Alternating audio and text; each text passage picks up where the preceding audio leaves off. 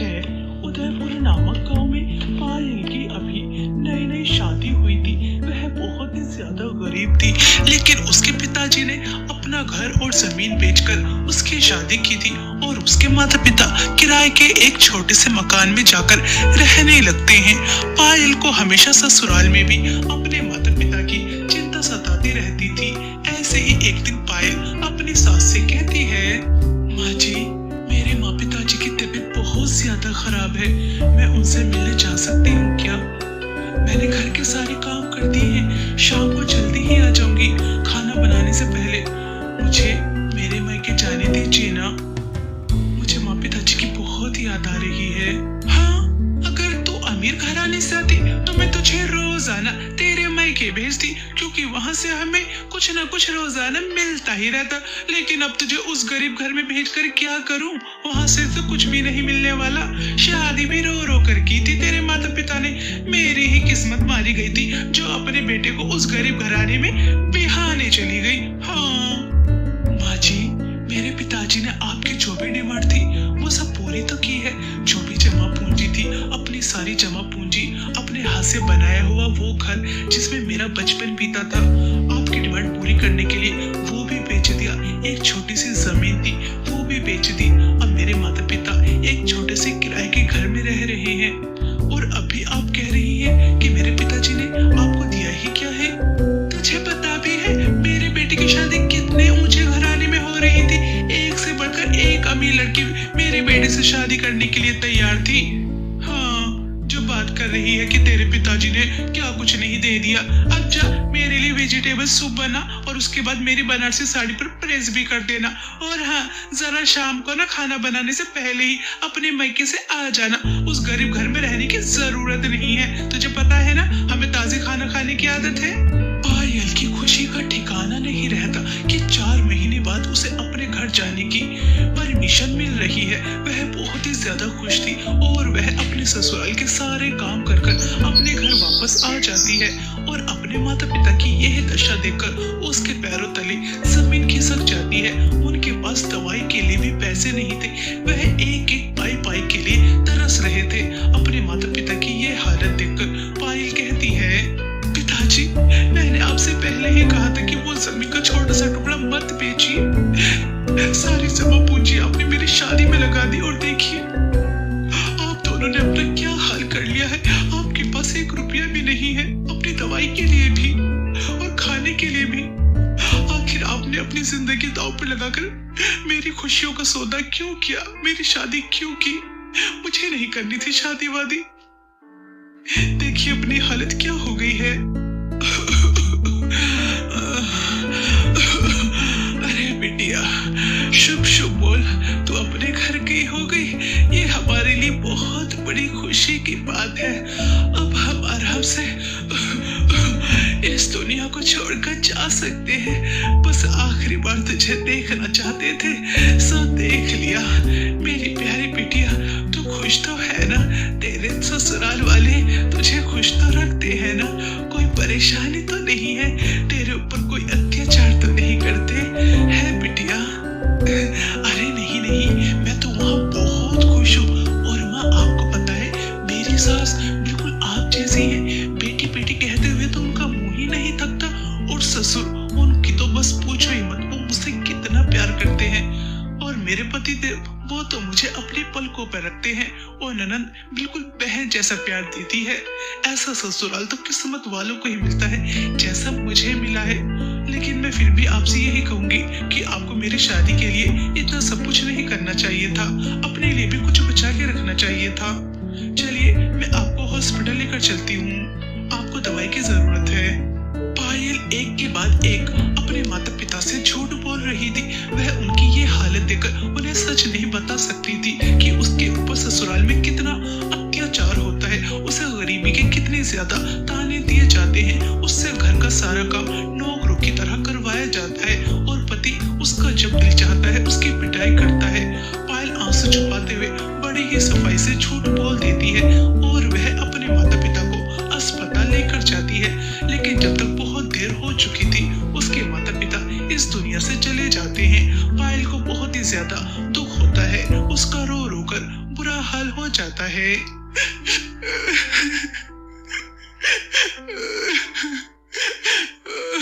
आप दोनों इस तरह से मुझे छोड़कर क्यों चले गए? अगर मैं आप दोनों से मिलने पहले आ जाती तो आप दोनों की हालत नहीं होती। मैं आपका इलाज करवाती, आपकी सेहत का ख्याल रखती।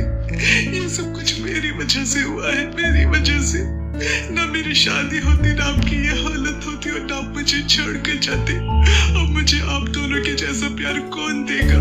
मुझे आप दोनों की बहुत याद आएगी। आपकी कमी को इस दुनिया में कोई पूरा नहीं कर सकता, कोई नहीं। पायल का रो रो कर बुरा हाल था। कुछ समय बाद पायल के माता पिता का दाह संस्कार हो जाता है और वह उदास होकर अपने ससुराल वापस आ जाती है। और ससुराल आकर वह उदास उदास रहती है। उसका न खाने का मन था और न ही काम करने का मन था। बस उसे अपने माता पिता की याद आ रही थी। ऐसे ही एक दिन पायल से उसकी ननद की ड्रेस जल जाती है। ड्रेस जलने की वजह से मानो घर में तूफान आ जाता है। मम्मी, आपको ऐसी गंवार बहू को इस घर में लाने की आखिर क्या ही जरूरत थी? देखिए, इस गंवार ने मेरी कितनी ज्यादा ब्रांडेड ड्रेस को जला दी है। अरे बेटी, मैं तुझे क्या ही बताऊं। जब से इस मनहूस करमजली के माता पिता इस दुनिया से गए हैं, जब से इसने हमारा जीना हराम कर दिया। इतने काम बिगाड़ रही है, इतने काम बिगाड़ रही है, मैं तुझे गिनवा भी नहीं सकती। अरे मनहूस, तेरे इस तरह से मातम मनाने से वो वापस नहीं आ जाएंगे। जा चुके हैं, हमारा क्यों नुकसान कर रही है कलमुही? देख, अगर तूने काम ठीक तरह से नहीं किया तो मैं तुझे ऐसा सबक सिखाऊंगी, ऐसा सबक सिखाऊंगी कि तुझे तेरी नानी याद आ जाएंगी। आई बात समझ में? माँ जी, माफ कर दीजिए। नेहा, आज के बाद ऐसी गलती दोबारा नहीं होगी। मैं ध्यान से काम करूंगी, माफ कर दो। पायल अपनी सास और ननद से माफी मांगकर काम करने लग जाती है। ऐसे ही कुछ महीने बीत जाते हैं। पायल माँ बनने वाली थी और वह दो बहुत ही ज्यादा सुंदर जुड़वा बेटियों को जन्म देती है। जब इस बात की खबर उसकी सास को लगती है तो वह गुस्से से तिल मिला जाती है और वह अपने बेटे से कहती है, हाय हाय बेटा, ये है क्या अनर्थ हो गया। इस मनहूस ने दो मनहूस बेटियों को जन्म दिया है। मुझे तो लगा था कि जुड़वा बेटे को जन्म देगी, हमारे घर के वारिस आएंगे, लेकिन नहीं, इसने तो मनहूस बेटियों को जन्म दिया है। मुझे नहीं चाहिए ऐसी बहू जो बेटियों को जन्म दे। मुझे नहीं चाहिए ये, और ना ही इसकी मनहूस बेटियां। इसे मैं अपने साथ अपने घर नहीं लेकर जाऊंगी। इसे साफ साफ कह दे। माँ जी, ये आप क्या कह रही है? अगर मैं आपके साथ घर नहीं जाऊंगी तो कहाँ जाऊंगी? और ये दो बेटियां, इन्हें कहाँ लेकर जाऊंगी? देखिए तो बेचारे नवजात बच्चियों को, कितनी प्यारी है, कितनी मासूम है, कितनी अच्छी है। एक बार इन्हें प्यार से तो देखिए। बेटियां तो लक्ष्मी होती है, लक्ष्मी। इन मासूम को मनहूस मत कहिए और मुझे अपने साथ घर लेकर चलिए। सुन मनहूस, मेरे बेटे को लड़कियों की कमी नहीं है। इसकी शादी मैं कहीं भी कर दूंगी। तो अपनी दोनों मनहूस बेटियों को कहीं भी लेकर जा, जी या मर, मुझे कोई फर्क नहीं पड़ता। मैं तुझे अपने साथ अपने घर तो नहीं लेकर जाने वाली, तुझे और तेरी मनहूस बेटियों को। आई बात समझ में? बेटा, तू जल्द से जल्द इसे डाइवोर्स दे। अपने पति और सास की यह बातें सुनकर पायल की तो सांस अटकने लगती है। उसे सांस ही नहीं आती कि वह दो नवजात बच्चियों को कहाँ लेकर जाएगी। उसके पास तो सर छुपाने के लिए छत भी नहीं है, उसके माता पिता भी नहीं है। उसका रो रो कर बुरा हाल हो जाता है, लेकिन उसके पति और सास को बेचारी पायल के ऊपर जरा भी तरस नहीं आता और वह अस्पताल में उसे इसी हालत में अकेला छोड़कर आ जाते हैं। पायल अपनी दोनों बेटियों को अस्पताल से लेकर बाहर आ जाती है। पायल की दोनों बेटियां बहुत ही ज्यादा रो रही थी। मेरी प्यारी बच्चियों, मैं तुम्हें अब कहाँ लेकर जाऊंगी? मेरे पास तो सर छुपाने के लिए छत भी नहीं है। देखो, तुम्हारी दादी और पिताजी ने हमें किस तरह से धक्के मार कर निकाल दिया। लेकिन मेरी प्यारी बच्चियों, तुम चिंता ना करो, तुम्हारी माँ जिंदा है। वो तुम्हें कुछ नहीं होने देगी, तुम्हारा बहुत अच्छे से ख्याल रखेगी, पालन पोषण करेगी। मेरी प्यारी बच्चियों, मैं तुम्हें पढ़ाऊंगी, लिखाऊंगी, तुम्हारा बहुत ख्याल रखूंगी। चुप हो जाओ, रो मत। पायल अपनी बेटियों को चुप कर रही थी और वह नदी के पास अपनी बेटियों को छोड़कर झोपड़ी बनाने लगती है ताकि वह उस झोपड़ी में अपनी बेटियों के साथ रह सके। पायल झोपड़ी बना ही रही होती है कि तभी एक जहरीला सांप वहां पर आता है और वह पायल को डस लेता है और तुरंत ही पायल की मृत्यु हो जाती है और कोई भी इंसान वहां से गुजरता नहीं है। दोनों बहनों का रो रो कर बुरा हाल था। वह अपनी माँ के लिए रो रही थी, लेकिन उनकी माँ अपनी बेटियों को चुप करने के लिए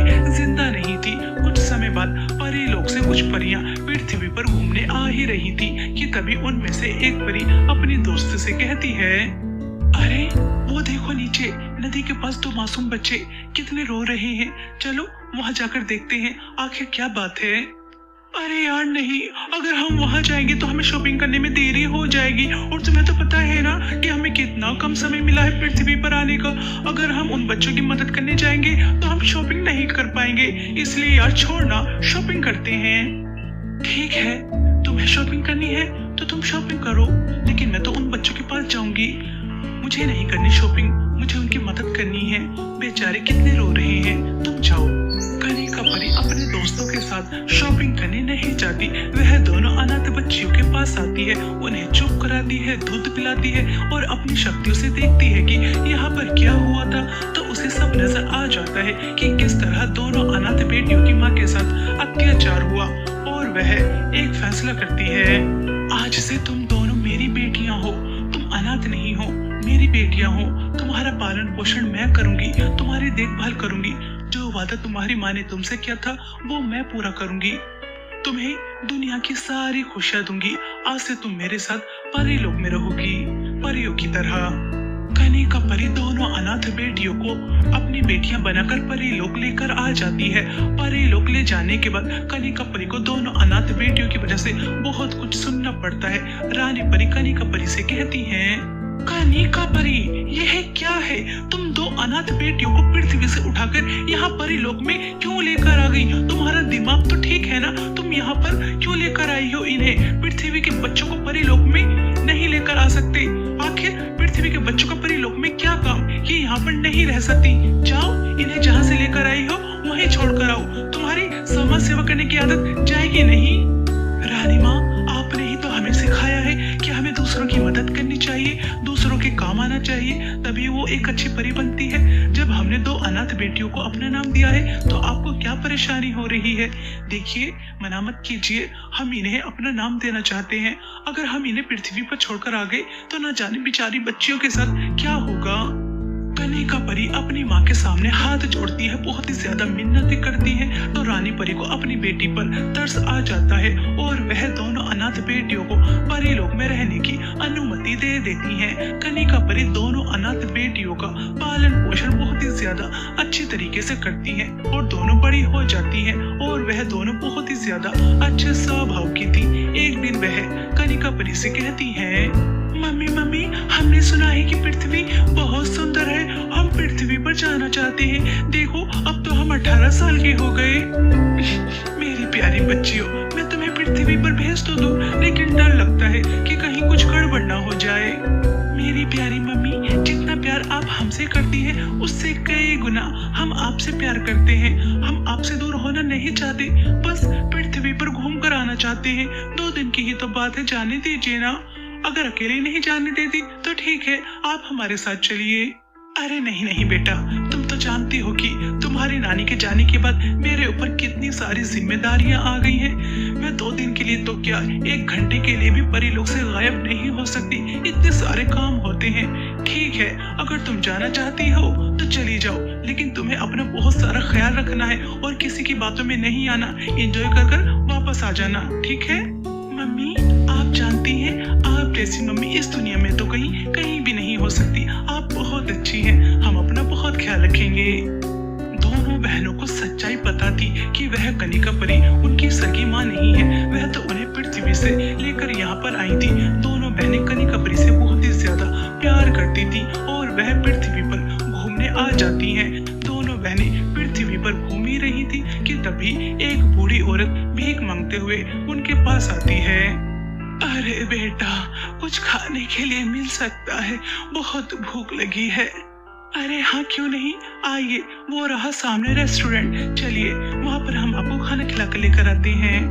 तारा और सितारा उस बूढ़ी औरत को रेस्टोरेंट पर ले जाती हैं और उसे पेट भरकर खाना खिलाती हैं। तभी वह बूढ़ी औरत तारा और सितारा को बहुत सारी दुआएं देती हैं, उन्हें बहुत सारा आशीर्वाद देती हैं। खुश रहो बेटा, खुश रहो, ऊपर वाला तुम्हारी सारी मनोकामनाएं पूरी करे। अरे वो बहुत किस्मत वाला है जिसकी तुम बेटी हो, कितने अच्छे संस्कार दिए हैं, कितनी अच्छी हो। मैं कब से लोगों से मदद मांग रही हूँ, लेकिन किसी ने मदद नहीं की और तुमने तुरंत मुझे इतने बड़े रेस्टोरेंट पर इतना स्वादिष्ट खाना खिलाया। बहुत अच्छी हो बेटा, खुश रहो। दादी, हम तो किस्मत वाले हैं ही और हमारी माँ भी, लेकिन शायद आप बदनसीब थी जिन्होंने हमारे जन्म के समय हमें अकेला छोड़ दिया और हमारी माँ को। देखिए हमारी किस्मत हमें कहाँ ले गई। हम परी लोक में रह रहे हैं, रानी परी की बेटियां बनकर।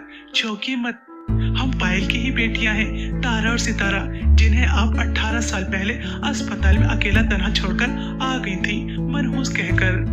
मेरी प्यारी पोतिया, तुम तारा और सितारा पायल की बेटियां हो।